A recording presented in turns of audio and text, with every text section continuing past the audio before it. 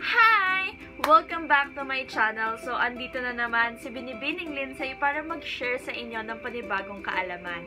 So, for today's video ay i-share ko sa inyo ang mga strategies on how to manage classroom noise. Yes, yan ay yung mga batang talaga namang sobrang ingay, sobrang kulit.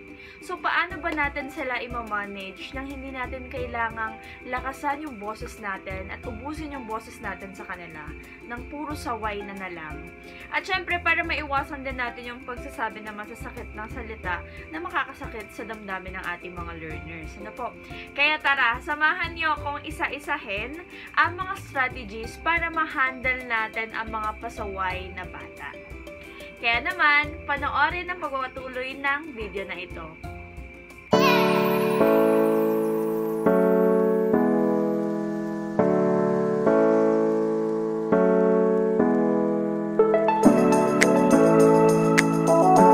Okay, so ngayon, samahan nyo akong isa-isahin yung mga strategies na sinasabi kong makakatulong para mabawasan yung ingay at pagsasaway natin sa classroom, no?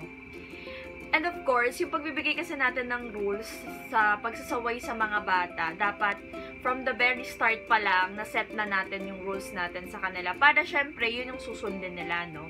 Okay, so isa-isahin na natin kung ano-ano ba yung mga strategies na pwede natin gamitin, no?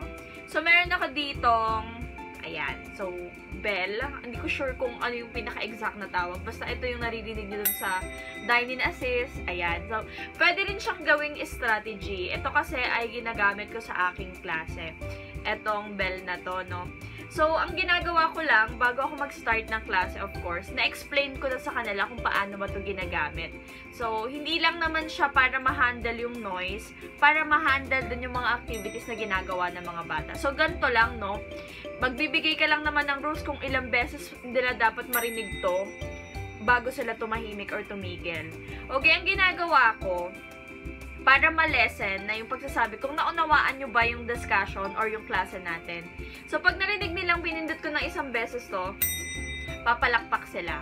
So, ulitin ko, no? Pagka narinig nila na isang beses, isang palakpak ang ibig sabihin nun. So, ibig sabihin, naintindihan ba nila yung discussion or yung lesson.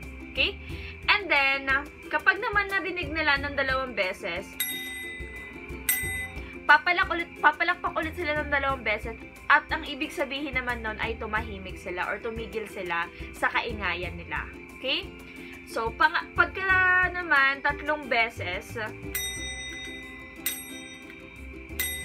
3 palakpak din ang ibibigay nila. Ibig sabihin, kung nagpapag-group activity ka, ay ititigil na nila yung kanilang gagawin.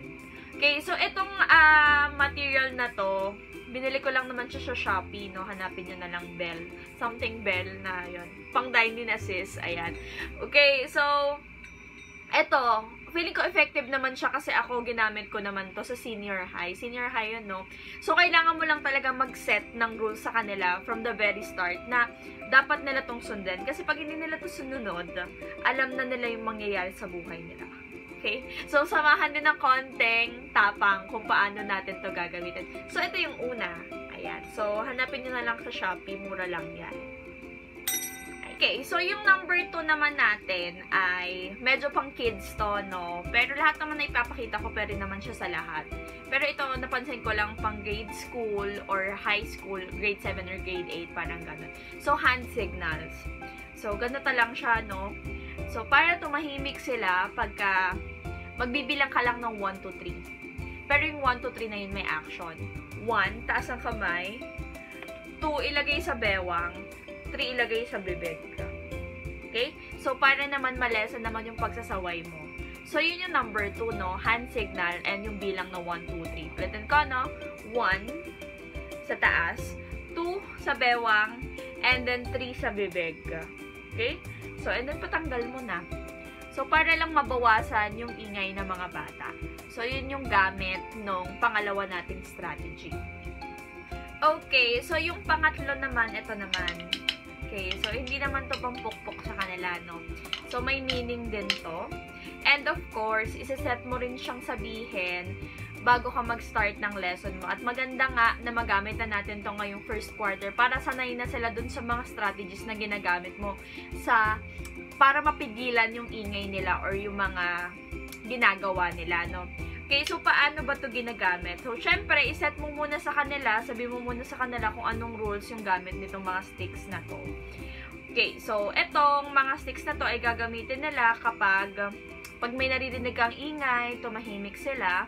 Okay, kapag may ginagawa sila tapos na yung oras na binigay mo, ibig sabihin titigil na nila yon. So, paano ba siya ginagamit? So, ganito lang siya, no?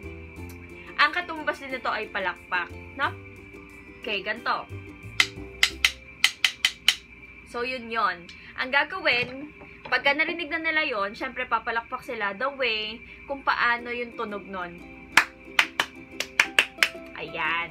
So, yun na. Yun yung ibig sabihin nitong pagtambol mo neto.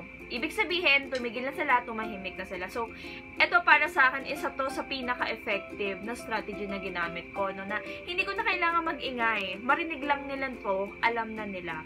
So, sabi ko nga, dapat lagi may conviction yung mga sinasabi natin sa kanila kapag nagbibigay tayo ng rules sa classroom.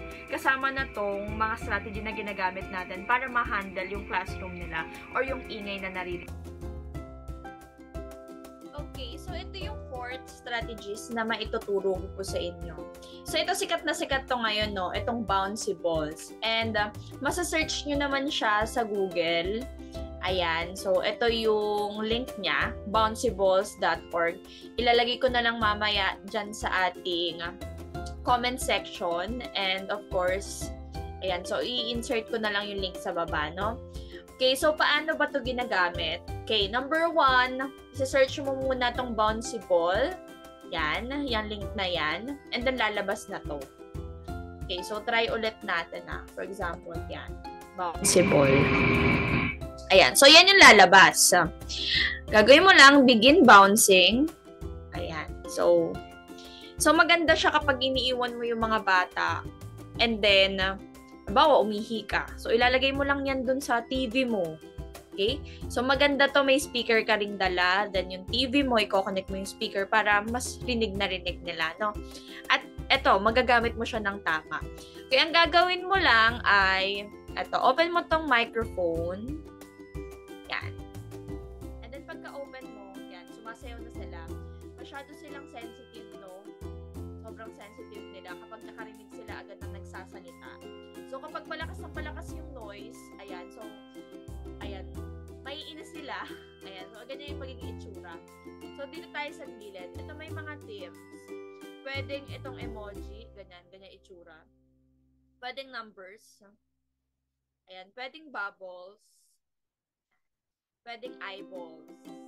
So, depende sa'yo kung ano gusto mong tema. And then, pwede mo siyang damihan. Sinasaway na niya ako na quiet daw. Ayan. So, pwede mo siyang damihan pero parang pag nakakailang ang daming mata. Okay. So, dito naman tayo sa noise alert. Pwedeng no sounds. Ayan. Ang makikita nyo lang, shh. O kaya naman yung ibang paalala na too noisy. Pwede namang deep. Or pwede naman tong word na shh. Ayan. So, ganun lang siya gamitin. Okay? So, kailangan lang ng internet din para magamit mo siya. Turn nyo lang yung microphone and then yung sensitivity level, pwedeng bawasan, pwedeng sobrang sensitive niya kapag may narinig siyang sounds ay magagaganyan na siya. Kung ilan, pwedeng bawasan, pwedeng dagdagan, pwedeng pumili ng tema kung emoji, numbers, bubbles, eyeballs, plastic, ayan. So, nakadepende sa inyo. And then yung noise alert, pwedeng no sounds, pwedeng beep, pwedeng shh. Yan. So, ganyan siya gamitin. So, nakakatulong din siya at the same time nakakatuwa. So, yan po yung bouncy balls.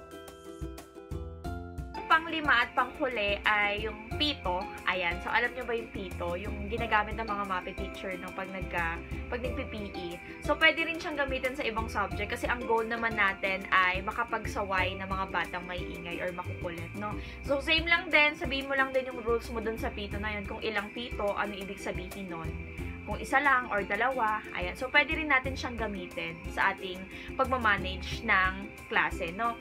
Okay, so, sana po nakatulong makatulong sa inyo tong mga strategies na ito.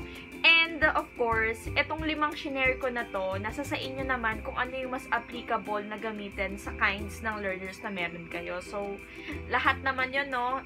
Proven and tested na. Na-try ko naman na siya lahat. So, sana nakatulong sa inyo.